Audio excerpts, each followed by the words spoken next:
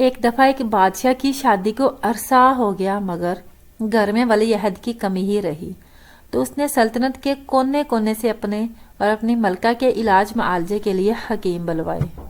مقدر میں لکھا تھا اور اللہ نے ملکہ کی گود ہری کر دی۔ بیٹا پیدا ہوا تو بادشاہ کو یہ دیکھ کر چپ ہی لگ گئی کہ اس کے بیٹے میں ایک پیدائشی معذوری تھی اور وہ ایک کان کے ساتھ پیدا ہوا تھا۔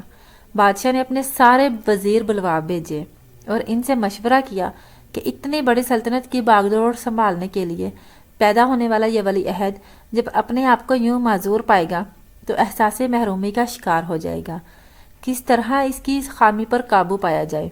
وزیروں نے مشورہ دیا، بادشاہ سلامت، یہ تو کوئی بات ہی نہیں، اعلان کروا دیجئے کہ آج سے جو بھی بچہ پیدا ہوا اس کا ایک کان کاٹ لیا جائے۔ شہزادے کے سارے ہمجولی اور اس کے سامنے پلنے والی ساری نسل جب ایک کان والی ہوگی تو شہزادے کے دل میں کسی قسم کی محرومی کا احساس ہی نہیں پیدا ہوگا۔ حکم نافذ کرنے کے بعد عمل درآمد شروع کر دیا گیا۔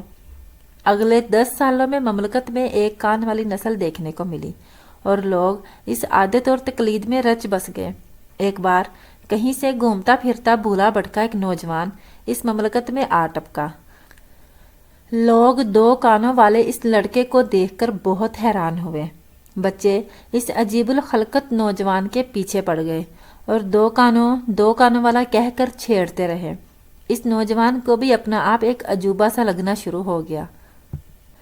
تاکہ وہ ان لوگوں میں تماشا بن کر نہ رہے، اس نے بھی اپنا ایک کان کٹوا لیا۔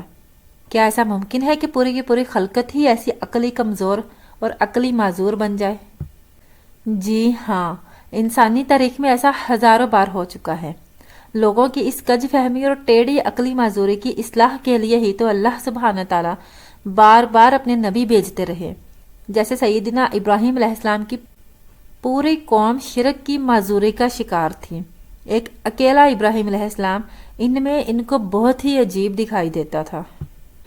سیدنا لوط علیہ السلام کی پوری قوم فطرت کی مخالف سمت میں چلنے والی تھی اور اکیلا لوط علیہ السلام ان سب میں ان کو عجیب دکھائی دیتا تھا کیونکہ وہ ان جیسے کام نہیں کرتا تھا۔